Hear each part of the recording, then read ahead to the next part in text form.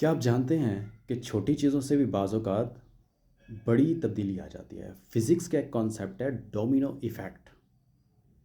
یہ ایفیکٹ کیا کرتا ہے؟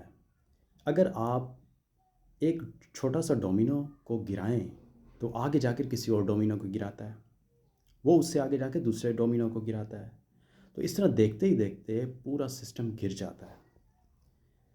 یہی اصول زندگی پر بھی ہے کہ ایک چھوٹا سی ہیبٹ، ایک چھوٹی سی ڈسیجن آپ کی زندگی کی پوری ڈائریکشن کو تبدیل کر سکتا ہے۔